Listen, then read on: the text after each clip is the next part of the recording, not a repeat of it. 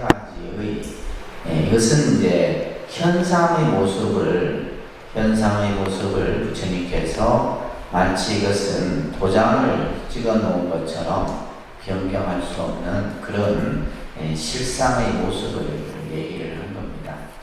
그래서 우리가 무상이라는 것은 변한다는 것으로 이해를 해야 되고, 괴로움이라고 하는 것은 우리가 살아가는 중생의 현실이죠. 현실의 모습이 괴로움이 아니다라고 생각할 수 있겠지만은 실제 우리가 이제 근원적으로 봤을 때는 모든 어떤 현상의 모습이 괴로움 속에서 나타나는 것들입니다. 그리고 결국 괴롭다라고 하는 것은 나라고 할 만한 어떤 실체가 없는 거죠. 이 말은 다시 말해서 우리가 나라고 했을 때는 모든 것이 내 마음대로 할 수 있어야 되는데, 이 세상의 어떤 것도 내가 내 마음대로 할 수 있는 것이 한정적이죠. 그렇죠? 자, 그래서 이러한 세 가지의 삼법인을 통해서 이제 부처님께서는 그 괴로움에서 벗어나는 이제 네 가지 성스러운 가르침에 대해서 말씀을 하셨습니다. 이것을 이제 우리가 고집멸도다라고 얘기합니다. 그러니까 고집멸도. 이 사성제는 우리가 불교 상담 심리학에서도 쓰여지는 그 논리적인 개념이 바로 이 사성제예요. 그래서 이제 우리가 고라고 하는 것은 현실이잖아요, 그죠? 이미 결과가 아닙니다, 결과. 쉽게 얘기해서 우리가 몸이 아파서 몸이 아픈 상태예요. 그러면 이제 몸이 아프면 왜 몸이 아픈가를 우리가 찾아야 되잖아요. 그러면 그것은 결국 병의 원인이 무엇이냐. 그러니까 부처님께서는 중생이 괴로움을 겪게 되는 그 원인은 바로 뭐 때문이냐? 집착이다. 그죠? 집착. 그래서 우리가 불교에서는 아집이라는 개념을 말한다고 했어요. 나라고 하는 어떤 관념화 속에서 만들어지는 것. 거기에는 이제 뭐 아상도 있고, 아만도 있고, 악연도 있고, 아해도 있고, 그죠? 나라고 하는 어떤 테두리를 가지고 우리는 스스로 자기 굴레를 만들어 버리는 거예요. 그래서 이제 그 굴레에서 이제 늘 우리는 벗어나지 못하고 있게 되는데, 이제 그것에서 벗어나는 길을 이제 말씀해 놓은 것이 도성제입니다. 이것이 이제 우리가 불교에서는 중도다 얘기를 하는 거예요. 그래서 이제 불교의 어떻게 보면 사상의 초기 이 근본 교설에서는 바로 이 중도라고 하는 개념이 언급이 됩니다. 우리가 이제 여러분 교재의 중도서를 잠깐 한번 보시면, 같이 한번 우리가 이 견문을, 이 중요한 견문입니다. 이 견문이 같이 한번 소리내서 한번 읽어보도록 할게요. 비구들이여 출가한 사람은 두 가지 극단에 가까워서는 안 된다. 그 두 가지란 무엇인가? 온갖 욕망에 집착함은 비열하다. 이것은 범부의 소행이어서 성스럽지 못하며 또 무익하다. 그리고 스스로 고행을 일삼는 것은 다만 괴로울 뿐 성스럽지 못하며 또 무익하다. 비구들이여 나는 이 두 가지 극단을 버리고 중도를 깨달았다. 그것은 눈을 뜨게 하고 지혜를 생기게 하며 적정과 정지와 등각과 열반에 도움이 된다. 비구들이여 그러면 깨달음과 눈을 뜨게 하고 지혜를 생기게 하고 열반에 도움이 되는 중도란 무엇인가? 그것은 성스러운 팔체의 도리다. 따릅니다. 정견, 정사, 정어, 정업, 정명, 정정진, 정념, 정정이 그것이다. 비구들이여 이것이 내가 깨달은 중도이니 그것은 눈을 뜨게 하고 지혜를 생기게 하고 적정과 정지와 등각과 열반에 도움이 된다. 이 초기경전에 나오는 아주 유명한 중도 설법입니다. 이제 두 가지 극단에 치우치지 마라. 두 가지 극단. 근데 이제 우리가 사는 이 사회도 보면 늘 뭐 보수 진보를 나누고 그죠? 어떤 사상의 어떤 서로 생각이 서로 다른 대립으로 인해서 여러 가지 갈등이 생기고 분열이 생기고 한단 말이에요. 근데 그런 생각들을 우리가 이제 어느 한쪽에 치우치지 않는 생각, 그러기 위해서는 이제 뭐냐면 8가지의 이 8정도의 수행이 먼저 갖춰져야 되는 거예요. 그래서 첫 번째가 이제 정견이잖아요. 그죠? 정견. 바른 견해다. 그래서 여러분들이 이제 불교를 공부하는 목적이 바로 뭐냐? 정견을 갖추기 위한 것이에요. 불교 공부의 목적이 뭐라고요? 정견을 갖추기 위한 것. 정견이 먼저 서야 돼요. 바른 견해가 먼저 세워져야지만 우리가 이제 바른 생각을 할 수 있고, 바른 말을 할 수 있고, 바른 행동을 할 수 있고, 이런 것들이 이제 이루어지고, 마지막에는 이제 정의 상태. 일체 마음이 동요됨이 없고, 그죠? 평안과 적정, 등지라고 하는 그러한 경지에까지 이룰 수 있게 되는 거예요. 부처님 당시 때 코살라국이라고 하는 아주 대국입니다. 이때 왕이 파세다니 왕이라는 왕이 있었는데, 한우는 연애를 베풀어요. 연애를 베풀면서 이제 하나의 어떤 그 주제를 얘기를 하게 되는데, 이 세상에 가장 즐겁고 행복한 일이 무엇일까에 대해서 서로 이제 얘기를 합니다. 그래서 사람들마다 다 자기 이제 생각이 다르죠.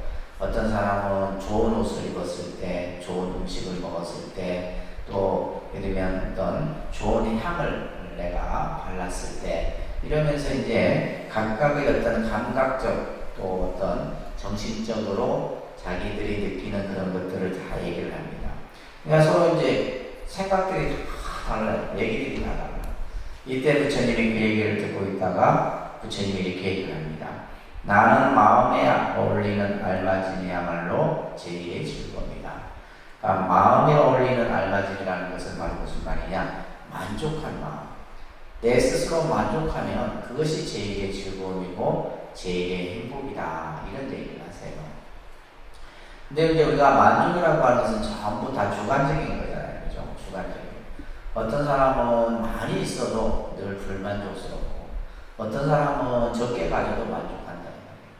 그래서 결국 스스로의 만족이 어떻게 보면 행복의 척도가 되고 기준이 되는 겁니다. 그 밑에 이제 검은 고줄에 대한 비유도 지난주에 말씀드린 것 같은데, 그래서 우리가 수행이라고 하는 것은 너무 지나치게 해서도 안 되고, 너무 이렇게 느슨하게 해서도 안 되는, 그래서 가장 잘 검은 고줄이 조여졌을 때 아름다운 소리가 나듯이 수행도 마찬가지고, 그래서 부처님께서는 중도를 깨달았다 얘기했는데, 그 중도가 바로 이제 오늘 공부하는 연기의 이치입니다. 그래서 중도라는 말과 연기라는 말은 같은 개념에서, 이제 그게 나중에는 이제 뭐 어떤 사상으로 나가냐면 공사상으로 이렇게 교리적으로 발전이 돼요. 그래서 부처님이 그죠? 깨달으신 그 깨달음의 이치가 바로 중도다. 중도. 중도의 이치를 깨달아야 되는데요. 이 중도는 다시 연기라는 말로도 같이 쓰여져요. 그 연기라고 하는 것은 나중에 이제 좀 더 교리적으로 발전이 되게 되면 공의 개념으로 발전. 이게 이제 불교가 어려워지는 거죠. 예를 들면 부처님이 중도를 깨달았다 해서 중도에서만 그냥 설명이 나오면 되는데, 나중에는 또 연기까지도 설명이 되어야 되고, 또 이 연기가 공으로까지, 그리고 나중에는 이제 이게 또 어디까지 가냐면 무자성이라는 개념까지 이제 교리적으로 발전이 되게 돼요. 그다음에 중도, 연기, 공, 무자성, 이런 이제 개념이. 여기 이제 불교가 어려워지는 거예요. 불교가 좀 어렵다는 이유는 하나의 그냥 부처님이 연기를 깨달았다, 뭐 예를 들면 중도를 깨달았다 하나만 이렇게 얘기하면 되는데, 이제 이 의미가 다 같은 뜻이에요. 그러니까 지금 여러분들이 볼 때는 다 그죠? 글자가 다르니까 다 다른데, 의미상으로는 부처님이 깨달은 이치가 바로 중도요, 연기요, 공이요, 그 다음에 무자성이다. 이런 이제 그 공부까지 가야지만 여러분들이 이제 불교를 조금 이제 이해를 할 수가 있게 돼요. 그래서 그 밑에 보면 연기는 곧 중도의 가르침이다. 그러니까 연기는 곧 중도의 가르침이다. 그래서 일체 모든 만유는 그죠? 인연 생기한다는 거예요. 모든 것은 원인에 의해서 그 결과가 만들어진다는 것이 연기법입니다.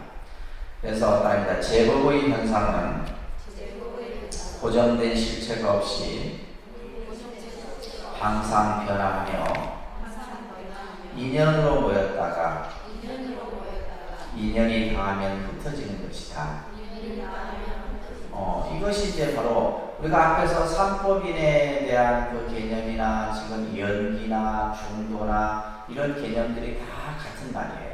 같은 말인데 그 설명이 조금 이제 여러분들이 이제 귀에 다르게 느껴지는데, 그래서 모든 것은 변화예요. 변화하는 것이 연기다 이 말이에요. 변화하는 법칙이 인연이고, 그죠? 고정되어 있지 않다는 것이죠, 그죠? 그래서 이제 여러분들 그 다음 페이지 보게 되면 우리가 이제 이 중도라고 하는 것은 있다 없다라는 이제 우리가 보통 상대적 개념으로서 생각하는 것이 이제 대표적으로 이거예요. 유무, 그죠? 그죠? 또 우리가 이제 두 가지의 관점을 가지고 항상 얘기를 할 때 생명, 그죠? 생겼다 없어지는 것, 있다 없다라고 하는 것. 뿐만이 아니라 뭐 선악, 선악이라고 하는 것도 이것도 이제 우리가 두 가지의 관점에서 보는 거죠. 모든 우리의 견해는 이 두 가지의 한쪽에 어느 쪽에 치여져요. 예를 들면 뭐 진보, 보수 이런 식으로, 또 뭐 좋다, 싫다, 나다, 너다라고 하는 모든 것은 이 두 가지의 개념으로 우리가 생각을 하게 되는데, 중도는 뭐냐면 이런 두 이분법적인 사고를 전부 뭐야? 하나의 개념으로 보는 거예요. 하나의 개념으로. 자, 그래서 부처님 말씀에 보면 일체는 유다, 일체는 있다라고 하는 것은 뭐냐? 한 변이다. 한쪽에 치우친 생각이다. 이런 거예요. 그죠? 있다라고 하는 것은 한쪽에 치우친 생각이죠. 또 일체는 무다, 없다라고 하는 것 또한 뭐다? 제2의 변이다. 이것도 또 한쪽에 치우친 생각이에요. 근데 우리 중생은 있다, 없다, 좋다, 싫다, 나다, 너다, 선이다, 악이다, 중생이다, 부처다, 이렇게 항상 어느 한쪽에 치우친 생각을 가지게 돼요. 그래서 가정은요, 열에는 이 두 변을 여의고 중에 이의 법을 설한다. 치우치지 않고 법을 설하는데 그것이 바로 뭐냐? 무명에 의해 힘이 있고 행에 의해 식이 있고, 이것이 바로 이제 연기에 대한 설법이에요.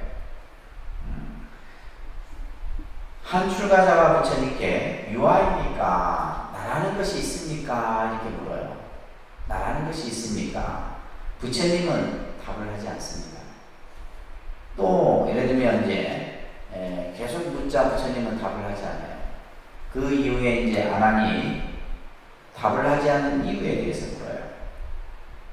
그러자 부처님께서 이렇게 얘기합니다. 잘 보세요.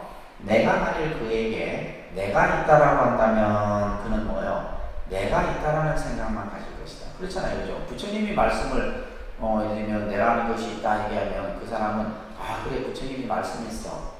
우리는 그렇잖아요. 누군가로부터 들었던 얘기나 내가 예를 들면 생각했던 것을 가지고 우리는 그것이 마치 진짜인 것이냐, 마치 있는 것이냐 생각하잖아요. 또한 만일 내가 무아라한다면, 내가 없다라고 한다면 또 그 사람은 뭐예요? 의혹만 더해줄 뿐이다. 분명히 있는데 왜 부처님은 없다고 했을까? 이런 식의 거죠. 그래서 유하다, 무하다. 유하라 한다면 이것은 따릅니다. 상견이라고 해요. 상견. 따릅니다. 상견. 상견은 뭐냐면 항상, 이거는 이제 쉽게 말해서 우리가 긍정적인 거예요. 긍정적인. 항상 있다라고 생각하는 게 상견이에요. 또 내가 없다라고 하면 이것은 뭐냐? 단견입니다. 단견. 그래서 상견과 단견에 떨어지면 안 돼요. 우리가 이 견해가, 그래서 아까 이제 불교 공부의 정견이라고 하는 것은 상견과 단견에 떨어지지 않는 생각이 정견이에요. 있다라는 생각, 없다라는 생각. 예를 들면 우리가 예를 들면 마찬가지잖아요. 시비도 마찬가지예요. 우리가 예를 들면 옳다, 그러다라고 하는 이 시비의 관점도 다 상대적인 거예요. 어떤 사람에게는 옳을 수 있고 어떤 사람에게는 그럴 수 있어요. 근데 그걸 가지고 우리는 야 무조건 옳아, 무조건 틀려, 이렇게 이제 하다 보면 뭐예요? 생각이 한쪽에 치우친 거죠. 치우친 거. 그래서 불교는 모든 것을 중에 의해서 법을 설하는데 그것이 바로 연기다. 열에는 이 두 가지 변을 여의고 중에 의해 법을 설하니 무명에 의해 행이 있고 행에 의해 도사가 있고 이게 이제 연기설이에요. 그래서 자 여러분들은 이 중도의 개념. 그래서 중도라고 하는 것은 이쪽 저쪽의 중간의 개념이 아닙니다. 이 양쪽을 다 여인 개념이 중도예요. 쉽게 얘기해서 뭐 우리가 흔히 말하는 보수와 진보가 있을 때 뭐 중도 보수다, 뭐 예를 들면 중도 진보다 이런 개념이 아니에요. 양쪽을 다 여인. 그러니까 진보와 보수가 싹 다 없어진 그 상태를 우리는 이제 불교에서는 중도라 얘기하는 겁니다. 그것을 이제 우리가 할 정도로서 살펴봤죠. 그죠? 자, 오늘은 이러한 중도의 사상을 연기설로서 설명. 이제 이 연기설은 굉장히 중요한 교설입니다. 그래서 연기는 이것은 불교의 깨달음을 우리가 나타낼 때 불교가 깨달음의 종교라고 했을 때 그 깨달음의 대상이 뭐냐? 바로 연기. 그래서 연기를 알면 법을 안다. 이렇게 얘기를 합니다. 부처님께서. 자, 그러니까 부처님이 깨달은 진리의 내용이 연기법이다. 그러니까 불교라는 종교는 모든 교설이 이 연기를 근본으로 설해주고 있는 거예요. 그래서 연기. 우리가 좀 더 이제 쉽게 여러분들은 인연이라는 말을 많이 이제 들어봤을 텐데, 그러니까 그 인연을 연기를 현상적으로 풀어놓으면 인연법인 거예요. 연기를 현상적인 모습으로 풀어놓으면 인연법이에요. 자, 이 연기법은 우리 중생들의 괴로움의 원인을 파악해서 문제 해결을 제시해 주는데 그 목적이 있어요. 다시 말해서, 자, 서가모니 부처님, 우리가 이제 앞에 부처님의 생애를 공부하면서 서가모니 부처님이 왜 출가를 했어요? 부처님이 왜 출가를 했어요?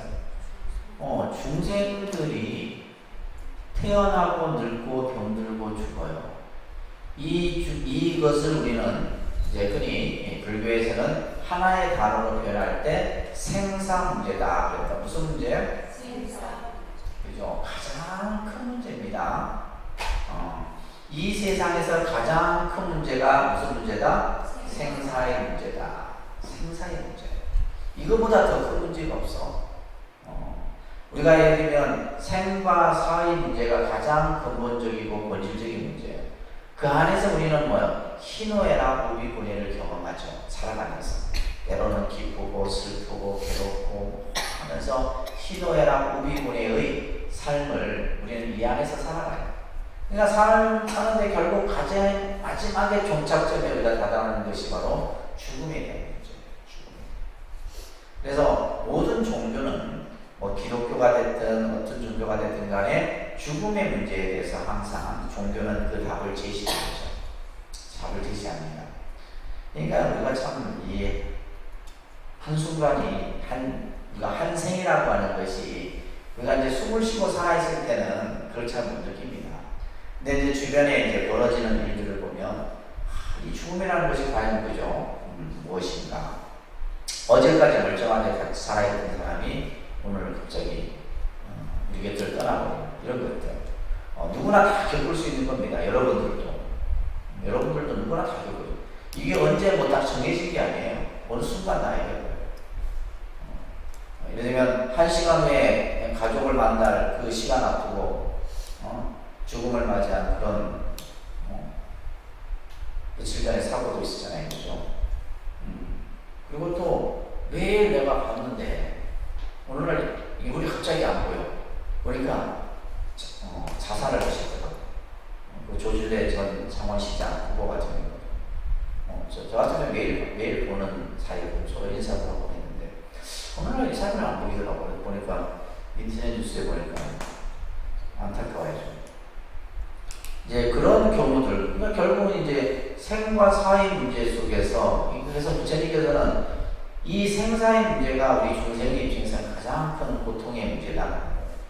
그래서 이 문제를 우리가 해결하기 위해서 부처님께서는 출발을 했고 이 문제를 풀으신 거예요. 깨달았다는 것은 이 생사의 열쇠를 풀었다는 얘기예요. 생사의 그 근본 원인을 푸신 거예요. 그래서 여기서 말하는 것처럼 괴로움의 원인이라고 하는 것은 바로 이 나고 죽는 문제예요. 우리가 그냥 뭐 살면서 뭐 자식들 속썩이고 돈 안 벌고 이거는 뭐 그냥 큰 문제도 아니에요. 가장 큰 문제는 바로 무슨 문제다? 생사의 문제다. 나고 죽는 문제가 가장 큰 문제예요. 우리가 예를 들면 한번 뭐 죽고 나면 아무것도 뭐 없잖아요. 그런데 이제 그게 죽고 나서도 다 끝나는 건 아니에요. 자, 따라서 이 세상은 어떠한 법칙에 의해서 이루어지고 소멸되어 가는데, 자, 이루어지고 소멸된다는 것은 생겼다 없어진다 이거예요. 모든 것은 생겼다 없어지는데 그것을 우리는 이제 생멸의 법칙이다. 이거 꼭 기억하셔야 됩니다. 그러니까 생멸의 법칙, 연기의 법칙, 인연의 법칙. 이 세 개가 마치 수학 공식처럼 하나의 법칙이에요. 생멸의 법칙이요, 연기의 법칙이요, 인연의 법칙이다. 다시 말해서 이 세상은 모든 존재는 생겼다 없어져요. 만들어졌다 없어진다 이거예요. 태어났다 죽어. 이게 전부 말은 뭐다? 연기고 인연이고 생멸의 법칙이다. 그냥 다시 말해서 불교라는 종교는 다른 종교처럼 어떤 절대자에 의해서 무엇이 만들어지고 없어지는 것이 아니라 연기에 의해서 만들어지고 없어진다 라고 본 거예요. 그래서 이제 기독교에서 말하는 창조설과는 다르죠. 굉장히 과학적인 거예요. 그래서 지금 이 연기라고 하는 사상은 얼마나 위대한 사상이냐면 지금 현대의 과학에도 이 연기의 이 법칙이 적용이 돼요. 그리고 또 이 세상의 모든 문제를 푸는 데 있어서 이 연기설이 근본 그 이론의 토대가 됩니다. 그만큼 이 연기 사상이 엄청나잖아요. 이 연기로 가지고 박사 논문만 해도 수십 편이 나왔어요. 연기 이 개념 하나를 가지고. 그러니까 이제 우리가 연기를 알아야지 불교를 안다. 연기를 모르면 불교를 모르는 겁니다. 연기를 모르면 불교를 모르는 거예요. 자, 경전을 우리가 보도록 할게요. 그런데 연기법은 내가 만든 것도 아니며 다른 사람이 만든 것도 아니다. 이 법은 열애가 출세하거나 출세치 않거나 항상 법계에 있는 것이다. 열애는 이 법을 깨달아 등정각을 이루시고 사람들을 위하여 분별연전한다. 이 법칙은 누가 만든 것이 아니에요. 신이 만든 것도 아니고 내가 만든 것도 아니고 어느 누구에게서 만들어진 것이 아니에요. 이거는 존재의 법칙입니다. 연기법은 존재의 법칙이다. 이 세상이 존재하는데 그 법칙이 있다는 말이에요. 그냥 뭐 우리가 예를 들면 이 우주가 만들어지고 없어지는 것이 그냥 어느 날 갑자기 생겼다 없어지는 게 아니에요. 반드시 어떠한 법칙에 의해서 나타나는데 그것이 바로 뭐다? 연기다. 이것은 부처님이 세상에 나오거나 나오지 않거나 항상 이 우주 법계에 존재하는 것이다. 부처님은 이 법을 깨달았어요. 이 연기를 깨달아서 부처가 되셨고 또한 이 법을 사람들을 위해서 연설하는 것입니다. 그래서 중화안경 7권에 보면 연기를 보면 법을 보고 법을 보면 연기를 본다. 이게 유명한 경구입니다. 부처님께서 연기를 보는 자 법을 보고 법을 보는 자 연기를 본다. 우리가 불교라는 종교가 진리의 종교라면 그 진리라고 하는 것이 바로 뭐냐? 연기다. 법이라고 하는 것이. 그래서 이 세상을 여러분들은 모든 것을 연기로 볼 줄 알아야 돼요. 이게 이제 불교를 보는 정견의 아주 중요한 기본입니다. 모든 것은 바로 뭐다? 연기다. 모든 것은 연기다. 그래서 연기의 법칙은 불교 사상의 핵심이에요. 불교 모든 사상의 핵심이 되는 것이 바로 연기입니다. 이 연기법은 시방법계에 항상 존재하는 것이고 부처님이 깨달으신 진리의 내용이고 모든 교설은 연기로부터 나왔고 과거의 일곱 부처님도 이 연기법을 깨달아 깨달음을 부처가 되신 거예요. 그만큼 이 연기법이 중요한 겁니다. 자, 그러면 이제 우리가 먼저 용어를 조금 여러분들 이해를 하셔야 되겠죠. 연기하는데 도대체 연기라는 말이 무슨 말이냐? 연자는 반영할 연자, 한자로 씁니다. 반영할 연자.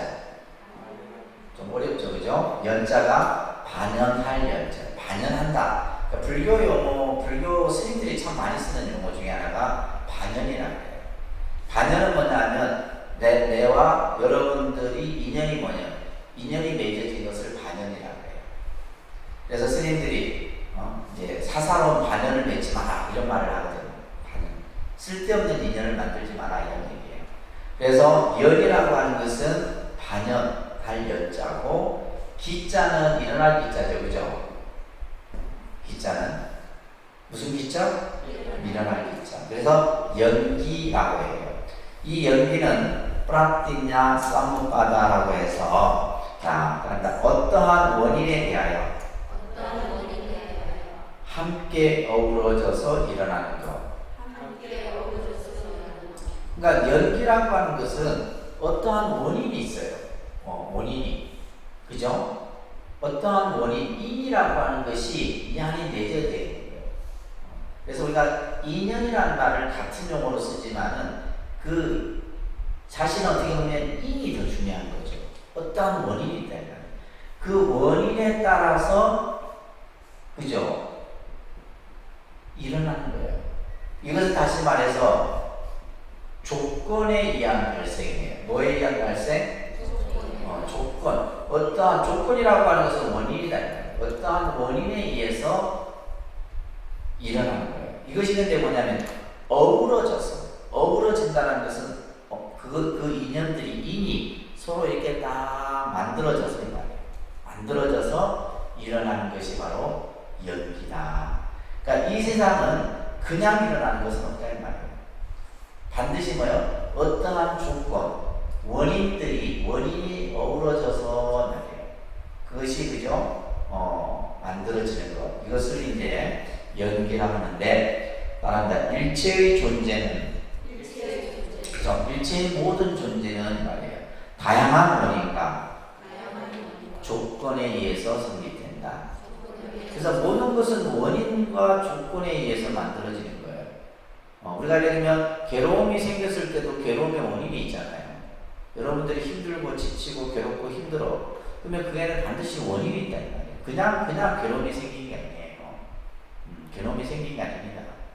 그래서 우리가 어떠한 결과가 만들어졌을 때는 그에 따른 반드시 뭐다? 그 조건에 의해서 만들어진 거예요. 이것을 인연생기라 그럽니다. 인연생기. 인연생기를 줄여서 우리는 연기다라고 얘기하는 거예요. 인연생기. 그래서 어떠한 원인과 조건에 의해서 그것이 어우러져서 만들어지는 것. 그래서 따라하면 연기는 상의성이다. 이건 하나의 공식화된 표현입니다. 연기는 상의성이다. 그 옆에 보면 이제 한자로 상의 상관성이라는 말이 있어요. 그러니까 상의 상관성. 좀 어렵죠, 그죠? 그러니까 상의 상관성. 상의 상관성이라고 하는 것은 서로 뭐요? 관계를 맺고 있다. 서로 뭐 하고 있다? 관계를 맺고 있는 거예요. 서로 관계를 맺고 있는 거예요. 그래서 모든 이 세상의 존재는 서로 전부 관련성이 있다는 거예요. 쉽게 말해서 우리가 사는 이 지구와 생명은 뭐예요? 관계가 되어 있잖아요.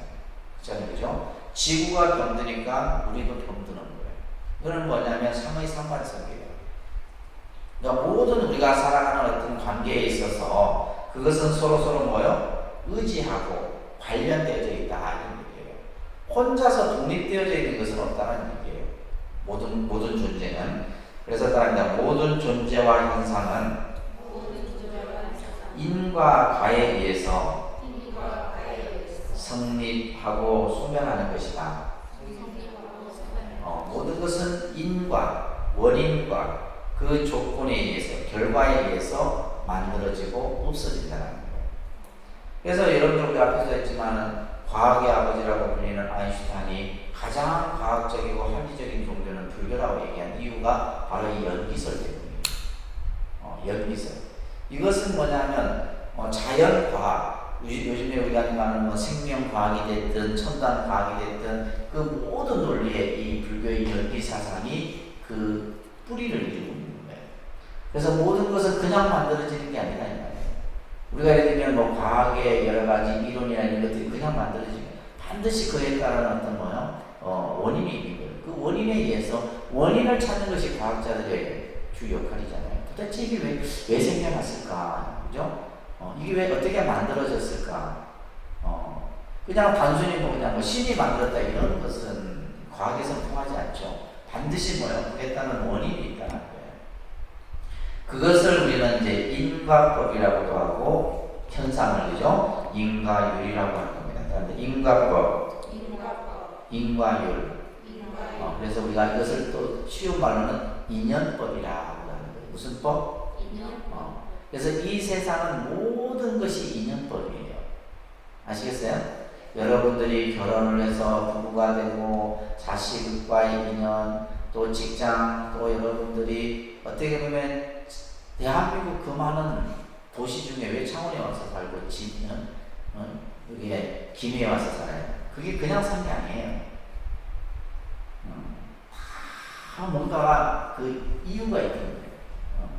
내가 예를 들면 학교가 여기가 됐든 또 직장이 여기가 됐든 다 이유가 있잖아요. 그죠? 그냥 와서 그냥 내가 살고 싶다 생각은 합니다. 또 우리는 뭐냐면 인연이 되면 또 그 인연에 의해서 또 떠나는 거예요. 그래서 우리가 흔히 예스님들의 그런 글 표현에 보면 인연은 무심히 오더이다 이런 말이 있어요. 무심히. 인연은 무심히 왔다 무심히 가는 게 인연이에요. 무심히 왔다 무심히 가는 게.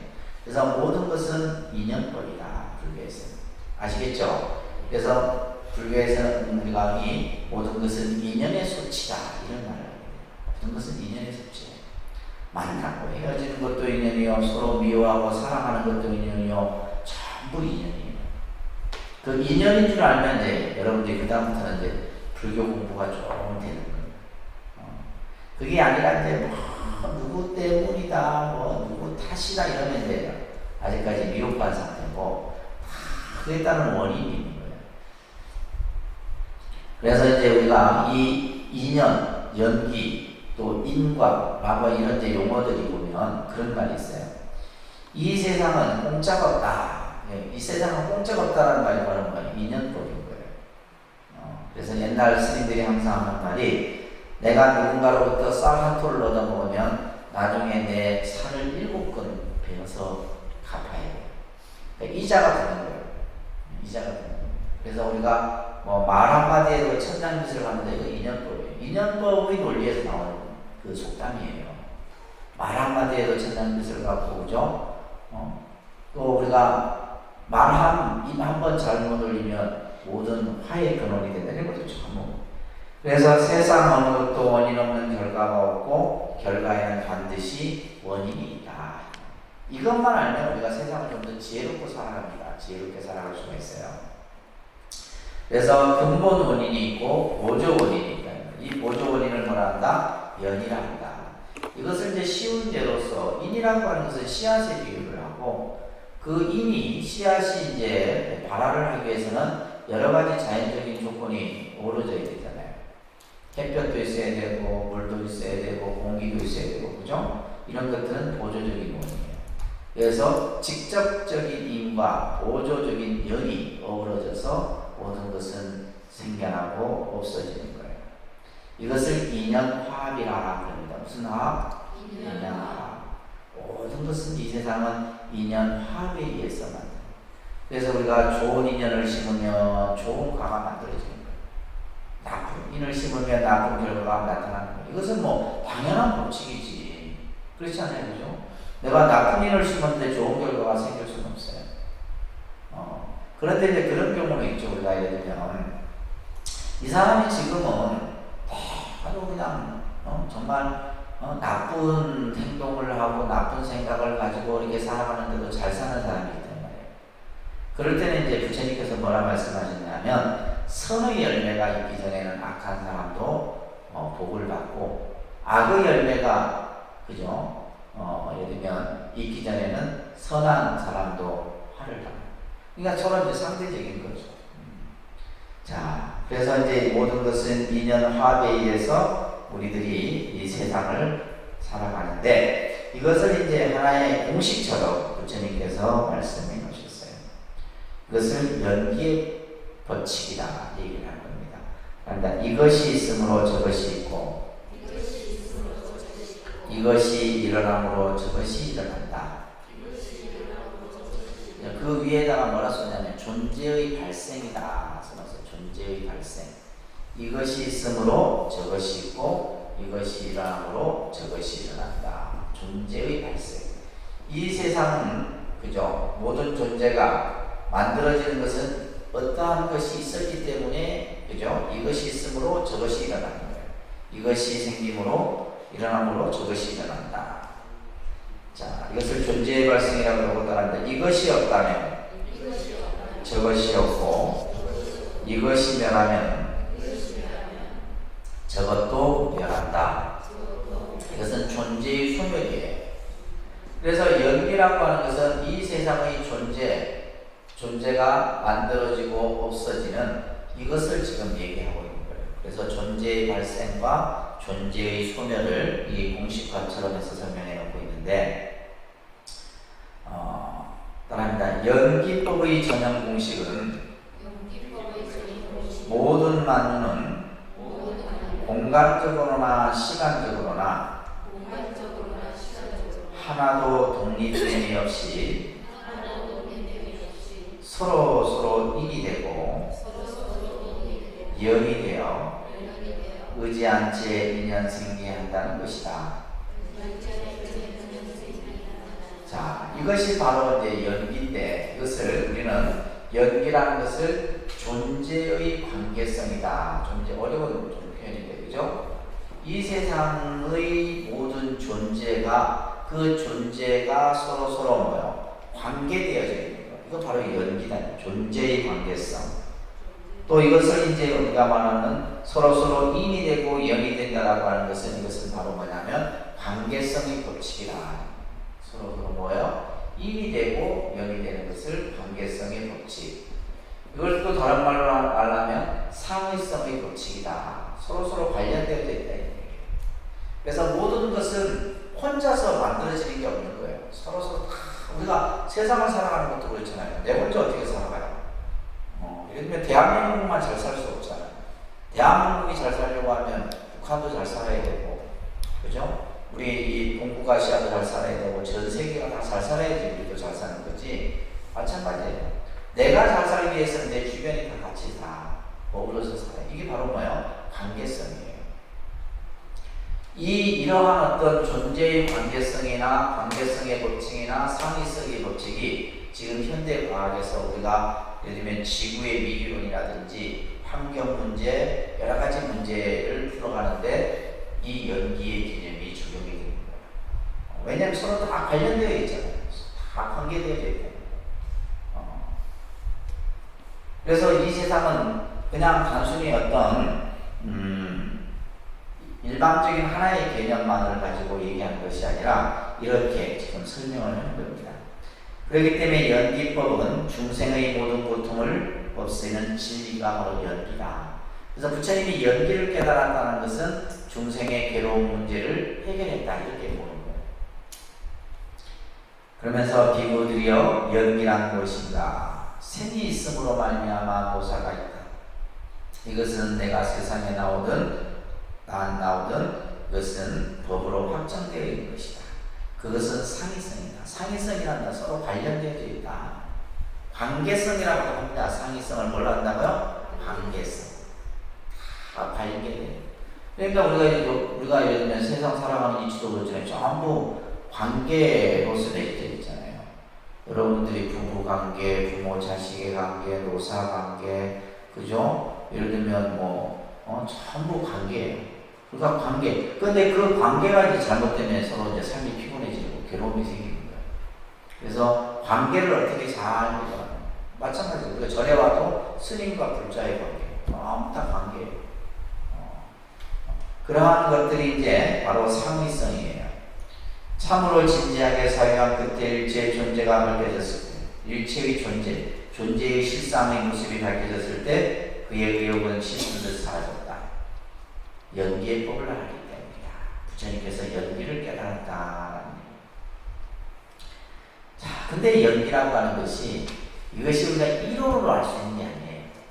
그렇잖아요. 부처님이 연기를 통해서 이 실상, 존재의 참 모습을 깨달았는데 우리가 이제 이걸 여러분들이 공부하면서 이거 연기가 어렵다. 이거는 어렵고 쉬운 문제가 아닙니다. 무슨 말인지 아셨어요? 이거는 그냥 우리가 뭐 연기를 여러분들이 이 연기설은 어마어마하게 많아요. 논리적으로. 그냥 우리가 예를 들면 쉽게 얘기해서 대학에서 한 2년 공부하고 석사에서만 하고 그 다음에 박사에서 하고 그리고 논문 써도 다 알까 말까 하는 게 연기. 그만큼 이 연기의 개념이 불교에서 중요한 개념입니다.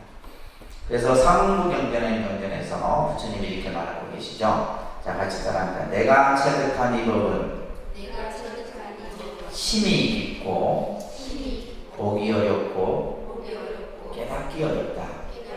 그렇죠? 부처님이 이렇게 말씀하셨잖아요. 내가 이 깨달은 이 법은 중생의 입장에서 보면 어려운 거다. 또 알 수 있는 것도 아니고 이것을 또 쉽게 깨달을 수 있는 것도 아니다. 그러니까 여러분들이 이 연기를 듣고 모른다라고 스스로 이렇게 내 머리 나쁘다 이 생각하지 말아요. 어려운 거예요. 알 수 있는 게 아니에요. 그냥 우리가 예를 들면 박사 학위를 연기로 쓴 사람이 연기를 깨달았다고 볼 수 있는 거예요. 아니에요. 그 논리적으로 이해했을 뿐이에요. 이 연기는 수행을 통해서만 있게 됩니다. 수행을 통해서만 깨달을 수 있는 것이 연기입니다. 그래서 적연미묘하여, 적연미묘라고 하는 것은 아주 깊고 깊어서요. 사람들의 생각을 초월하여 심원하기 지혜 있는 사람만이 알 수 있는 것이다.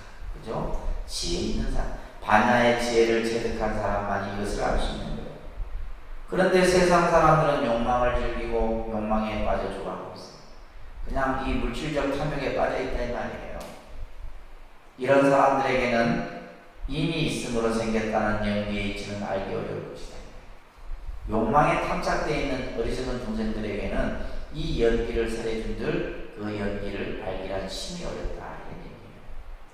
자, 그래서 부처님께서는 12가지의 이 생사의 문제를 푸는 그 말씀을 하고 계시는데 이것을 12연기설이라 합니다. 12연기설. 자, 이 12연기설이 이제 아주 중요한 내용입니다. 이 12연기설은 우리 중생들의 생사의 문제를 푸는 열쇠예요. 생사의 문제. 그죠? 아까도 이제 제가 말씀드렸죠. 우리가 가지고 있는 가장 큰 문제가 무슨 문제예요? 생사의 문제다. 나고 죽는 문제만큼 큰 게 없습니다. 이 나고 죽는 문제를 푸는 것이 우리가 어떻게 보면 마지막 풀어야 될 문제다. 그래서 중생의 괴로운 현실의 모든 고난을 해결하기 위해서 발생과 소멸에 대해서 12가지 인연의 사슬을 설명해 놓은 겁니다. 자, 먼저 이제 우리가 용어부터 하나하나 좀 익히셔야 되는데, 따라합니다. 무명, 행, 식, 명색, 유기, 촉, 수, 애, 치, 유, 생, 노사. 이제 외우셔야 돼요. 무명, 행, 식, 명색, 유기, 촉, 수, 애, 치, 유, 생, 노사. 12가지.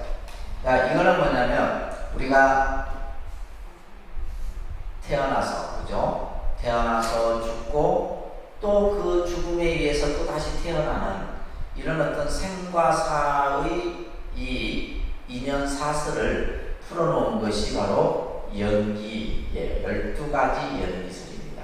그러니까 부처님이 깨달은 내용이 바로 이거예요. 부처님이 깨달은 내용이 첫 번째 부처님께서는 이것을 순간적으로 관찰을 하게 되는데 이것은 중생의 현실을 표현하는 거예요. 중생, 우리가 지금 현재 살고 있는 우리들의 삶을 설명하는 겁니다. 이것은 뭐냐면 여러분들 위에다가 고의 접근이다, 괴로움의 접근이다 이렇게 써놓으세요.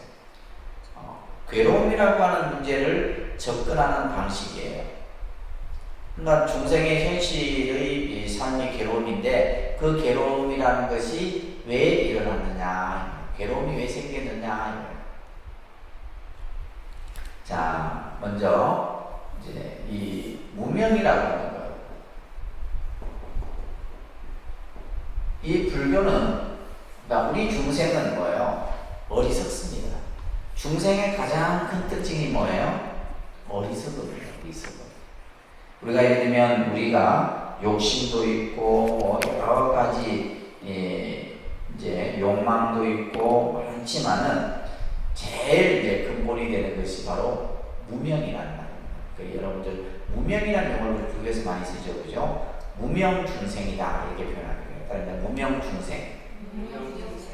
자, 여러분들 그 뒤쪽에 보면 이제 용어를 먼저 해석해 놓은 것을 먼저 한번 잠깐 설명을 드릴게요. 먼저 무명이라는 것을 한번 보세요. 무명과 같은 의미로 쓰이는 것이 바로 뭐예요? 무지입니다. 무지. 무명과 같은 의미가 뭐라고요? 무지하다 그러잖아요. 쉽게 말해서 어리석음이에요. 어리석음. 무명은 캄캄한 상태를 얘기합니다. 캄캄한 어둠의 상태. 한치의 불빛도 없는 그런 상태. 그래서 이 상태가 바로 뭐냐면 무명의 상태예요.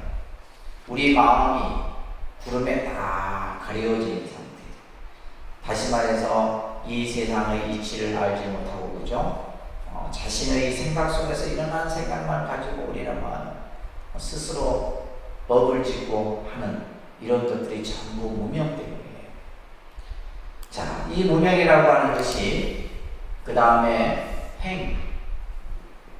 행이라고 하는 이 행이라고 하는 것은 뭐냐면 행입니다. 업을 얘기합니다. 행은 뭘 뜻한다고요? 업.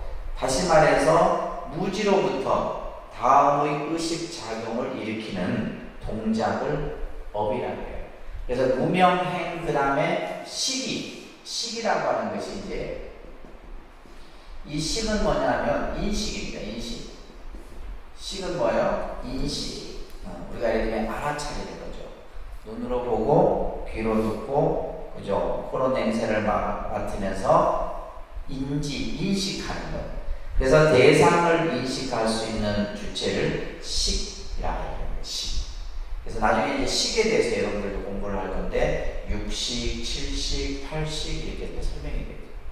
그래서 이 무명으로부터 행에 의해서 식이 만들어지게 되고, 그 다음에 뭐냐면 명색이에요. 명색은 뭐냐면, 이 명은 뭐냐면 정신이고 색은 물질이에요. 그러니까 정신과 물질이 구성이 되게 되는 거예요. 명색. 이것은 다시 말해서 이제 어떤 과정이냐면 태아의, 다시 말해서 심시를 구성하는 요소를 명색이라고 해요. 태아의. 그 다음에 유기이라고 하는 것은 이제 우리가 이것을 육근이라고 그러죠. 안이비설신이라고 하는, 그러니까 태아의 예를 들면 정신과 물질적인 것이 구성이 되게 되면 이제 그 안에서 뭐가요? 눈, 귀, 코, 혀, 몸이라고 하는 6가지의 신체의 기능들이 갖춰지게 됩니다. 그 다음에 그 다음에 뭐예요? 촉이에요. 촉은 이건 뭐냐면, 이건 접촉이에요. 접촉. 그죠? 경험이에요. 경험. 촉은 뭐라고요? 그렇죠. 이제 태아가 어머니 뱃속에서 이 안이비설신의 육근이 갖춰지게 되면 그걸 통해서 이제 그 어머니 그 뱃속에서, 그죠? 그 태아가 경험을 하게 됩니다. 경험을 하게 됩니다. 그래서 우리가 이제 여러분들이 아이를 임신했을 때 그 태아에 있어서 이제 그런 태교가 중요한 거예요. 이 지금 논리로도. 그래서 경험을 하게 되고, 촉수. 이 경험을 통해서 이제 뭐냐면, 이거 수라고 하는 것은 느낌이에요. 좋아하고 싫어하고 이런 것을 이제 분별을 하는 거예요. 수. 그 다음에 그러면서 이제 좋은 것은 좋은 것에 대해서 이제 애착을 갖게 되는 거죠. 그죠? 싫은 건 싫다라고 이제 시. 그러면 그 시라고 하는 것은 이제 뭐예요? 좋아하게 되면 그것에 대해서 뭐예요? 집착을 하게 되는 거예요. 집착을 하게 돼요. 취라고 해요. 그리고 유라고 하는 것은 이제 이거는 생존이에요. 그 다음에 태어나는 거죠. 태어나서 그 다음에 뭐가 있어요? 노사. 이렇게 이제 우리가 한 생명이 태어나고 죽는, 그러니까 이것이 계속 반복이 되는 거예요. 자, 여기에서 보시면 무명과 행은, 무명과 행이라고 하는 것은 이거는 과거에,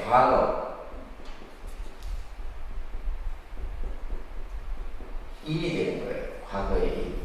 다시 말해서 전생이죠, 전생.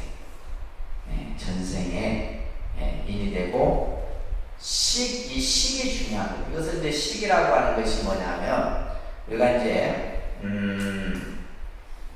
어떤 생명체로 봤을 때, 그것을 결생식이라 얘기를 합니다. 결생식. 이 결생식이라고 하는 것은 뭐냐면, 그러니까 쉽게 말해서, 이제 어머니 뱃속에 착상이 된 그 상태. 다시 말해서 이제 임신을 한 상태. 그 상태를 뭐라 그래요? 식이라고 해요. 식. 이것을 이제 수태된 태아의 찰나식이라고 합니다. 그래서 이것은 뭐냐면 이 과거로부터 현재에 딱 그죠? 전해진 최초의 식체를 말합니다. 그래서 이제 불전인 경전에 보게 되면 이제 우리가 생명이 태어나는 조건에 대해서 경전에서 얘기를 해요. 생명이 어떻게 태어나느냐? 첫째, 부모의 교합에 의해서 태어납니다. 부모의 교합에 의해서 아버지 어머니의 인연을 벌이는 태어납니다. 그 다음에 이제 두 번째가 간다화의 출현이라 해서 이 간다화라는 것이 식이에요. 그러니까 인도의 이제 어떻게 보면 하나의 사상이기도 해요. 그래서 생명이 태어나는 데는 그저는 부모의 교합이고 두 번째는 식의 출현이에요. 이 식의 출현. 그래서 이제 이 식이 딱 이제 만들어진 요 상태가 이제 바로 임신이 되는 거죠. 그리고 나서 이제 식, 명색, 유기, 촉수까지. 식, 명색, 유기, 촉수까지를 이런 뭐냐면 현재의 오가라고 해요. 그러니까 과거의 무명과 행으로부터 현재의 과가 만들어지는 거예요. 보통 우리가 이제 여러분들 한 태아가 2개월 정도가 되면 신체적 어떤 그 부위가 형성이 된다는 거예요. 그리고 5주, 6주, 7주 정도 되면 이제 태아가 어떤 신체적 기능을 다 갖추게 되고 뼈대도 갖추게 되고 움직임도 생기고 턱도 생기고 눈을 이렇게 뜰 수 있는 정도 7주 정도. 이제 이게 이제 바로 뭐냐면 이제 우리가 경험을 하게 되고 느끼고 이런 과정이에요. 그래서 이제 현재 오가가 만들어지게 되고 애치유는 애치유 요거는 이제 뭐냐면 현재의 인이 되는 거예요. 인이 돼서 그 다음에 생노사는 생노사 이거는 이제 내세의 과가 되는 거예요. 그러니까 우리가 봤을 때는 이제 우리가 태어나는 거죠. 태어나는 순간인데, 자, 그러니까 예를 들면 이 과거의 무명과 행으로부터 시작해서 우리가 어머니 뱃속에 수태를 하고 나서 이렇게 이제 그 몸 안에서 다시 말하면 10달의 시간을 경험하면서 이런 과정들을 쭉 겪게 됩니다. 그리고 나서 마지막 이제 태어나서 그죠? 또 늙고 죽어요. 또 죽고 나면 또 다시 또 뭐요?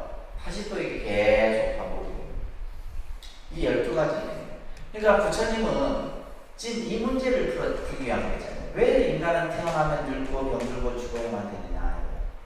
이 생사의 문제를 푸는 거예요. 근데 이것을 푸는 데 있어서 뭐로부터 시작이 되는 거예요? 이 무명으로부터 시작. 이걸 깨달은 거예요. 이걸 바로 뭐예요? 연기다.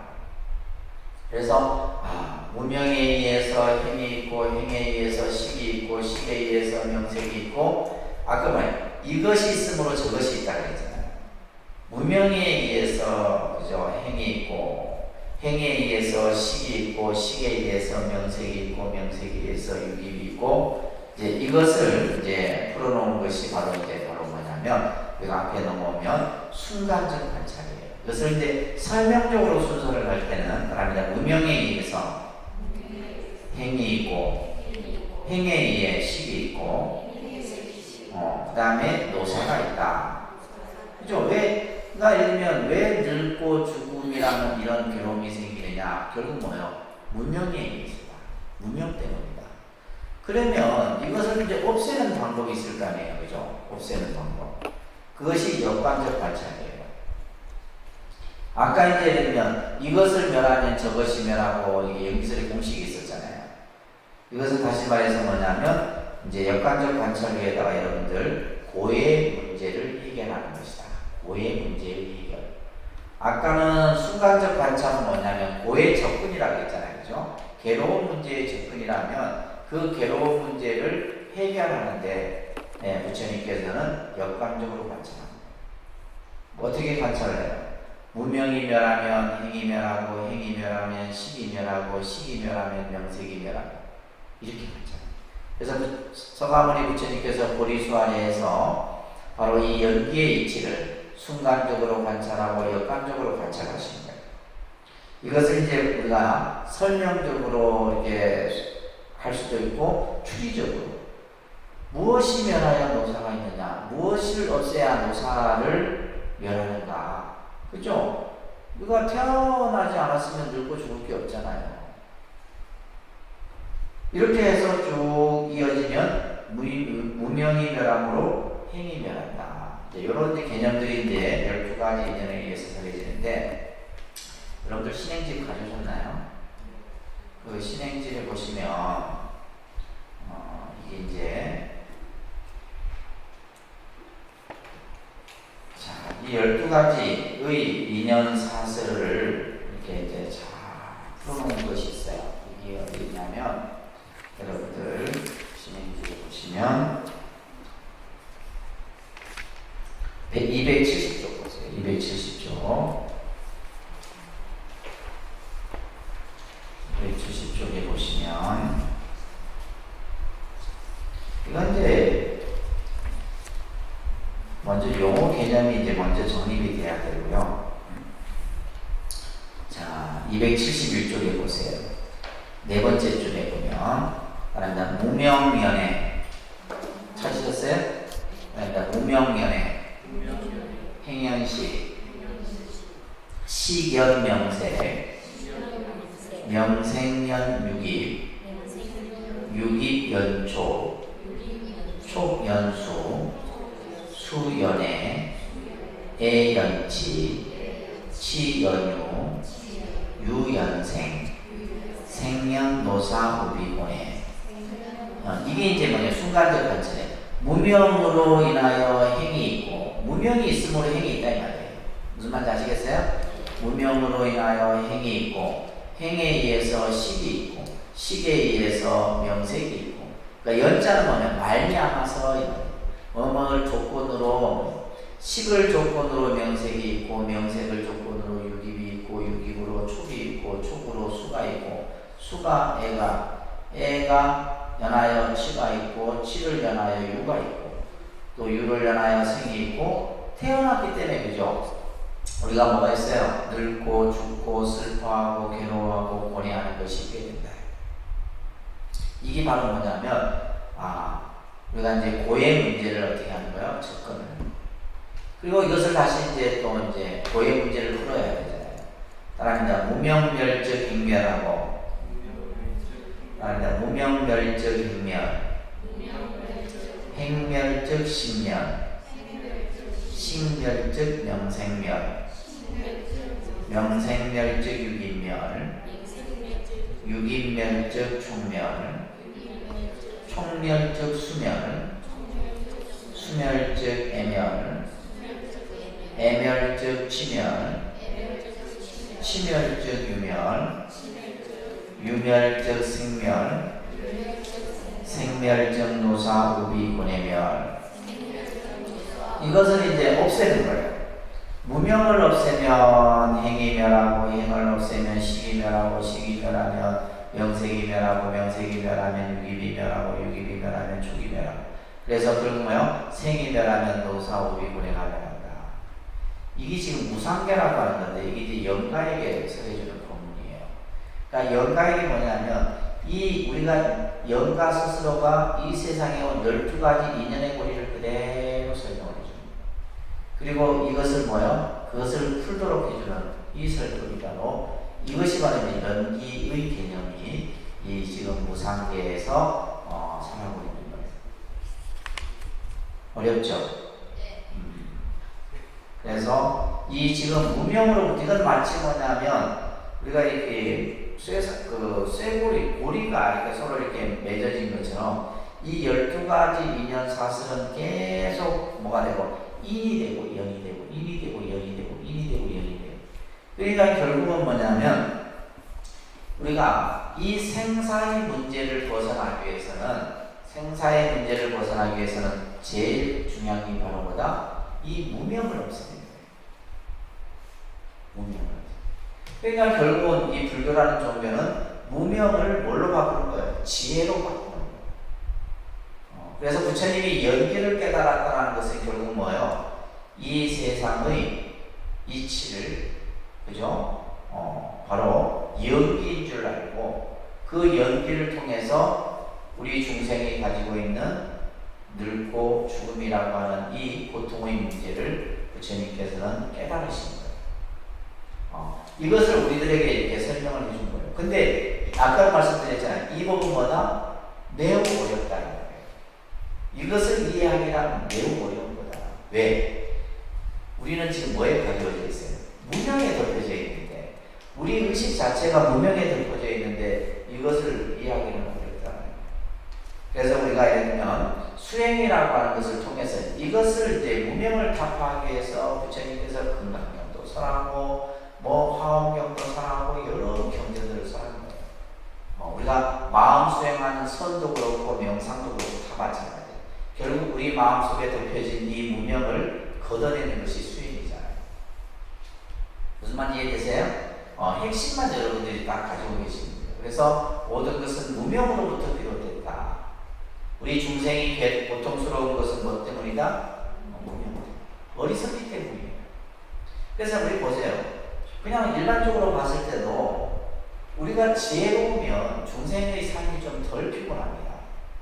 근데 우리는 어리석거든. 쓸데없는 욕심 부리고 쓸데없이 자기 거라 주장하고, 그죠? 어리석다. 순간 어리석어요. 우리가 한순간 어리석은 생각을 일으킨다니까. 한 생각 지혜로우면 되는데 그 한순간 어리석은 생각을 일으켜서 우리 중생들이 괴로움에서 벗어나지 못하는, 굉장히 과학적이지 않습니까? 이 12가지가 우리가 하나의 어떤 생명이 태어나는 현상도 12가지 인연 속에서 설명을 하기도 하지만은 이것이 이렇게 인과 연의 모습 속에서 모든 어떤 존재의 실상을 이 연기설로서 밝히고 놓고 있는 거예요. 그러면서 여러분들 교재에 보시게 되면 이것을 삼세양중인가설이라고 해요. 이것이 있으므로 저것이 있다. 이 삼세양중인가설은 뭐냐면 우리가 아까 했잖아요. 연기라고 하는 것은 공간적으로든 시간적으로든 서로 뭐예요? 관계되어 있는 거예요. 자, 보세요. 과거, 그죠? 현재, 미래, 그죠? 3세잖아요, 3세. 이게 또 이제 양중이라고 하는 것은 인과로 되어 있잖아요. 자, 그죠? 과. 그 다음에 과. 수학 공식처럼 딱 들어갔죠, 그죠? 기가 찬 거예요. 그래서 과거, 현재, 미래라고 하는 3세의 이 시간이 서로 뭐요? 인이 되고 과가 되고 인이 되고 과가 되고 양중으로 나타났다 해서 이것을 삼세 양중 인과설이라고도 하는 겁니다. 그래서 이 12연기설을 전생, 현생, 내생, 삼생에 걸쳐서 우리의 중생의 괴로운 윤회 과정을 설명하는 것이 바로 삼생양중인 것입니다. 그러니까 제일 핵심은 뭐다? 무명만 그러면 돼요. 뭐만 답하면 된다? 무명만. 그래서 우리가 무명을 지혜로서 바꿔버리면 그냥 우리가 뭐 세상을 괴로움에서 벗어나 사는 거예요. 이걸 부처님께서 우리들에게 얘기하신 것이다. 그래서 이 12연기설에 가지고 있는 의미는 뭐냐면 모든 종교는 인간의 궁극적 문제, 가장 큰 문제가 바로 뭐예요? 죽음의 문제예요. 사후의 문제를 얘기합니다. 어떤 종교든지 그 사후의 문제, 특히 삶의 가치 등에 관한 문제에 대한 어떤 그런 해결 방안들을 종교가 제시를 하는데 바로 이 연기법이야말로 생사의 문제를 푸는 가장 열쇠다. 이게 이제 연기설의 가장 중요한 개념입니다. 왜? 불교라는 종교는 이 생사의 문제를 가장 큰 문제로 보고 있기 때문이에요. 그래서 이 연기법이야말로 생사의 문제를 가장 푸는 열쇠고, 또한 연기법은 다른데 연기법은 상주, 법주, 법계에 머문다. 이 세상에 존재하는 법칙이다 이런 얘기예요. 이 세상에 존재하는 법칙, 존재의 법칙이다. 이 세상은 어떻게 존재하느냐? 연기로서 존재한다. 이게 불교는 표현하는 거예요. 이 세상은 어떻게 이루어진다? 연기로서 이루어진다. 이 세상은 어떻게 없어진다? 연기로서 생겨났다 없어진다. 모든 것은 다 연기예요. 아시겠죠? 네, 불교는 연기설입니다. 연기. 그래서 연기법의 진리는 심심한 가르침입니다. 아나나 12연기는 매우 깊고 깊은 것이니 보통 사람의 능히 깨칠 수 있는 것이 아니다. 그래서 우리가 예를 들면 선을 하든 교를 하든 그죠? 결국 이 생사의 문제를 푸는 것이 불교의 가장 본질적인 문제예요. 근데 이것이 그냥 우리가 뭐 단순한 이해나 논리적인 것으로 풀 수 있는 것이 아니다. 뭘 통해서만이 그죠? 우리가 수행을 통해서 내 마음의 무명을 싹 걷어내야지만 이 존재의 실상이 그대로 드러나는 거예요. 네 번째, 불교는 연기설을 중심 사상으로 삼는다.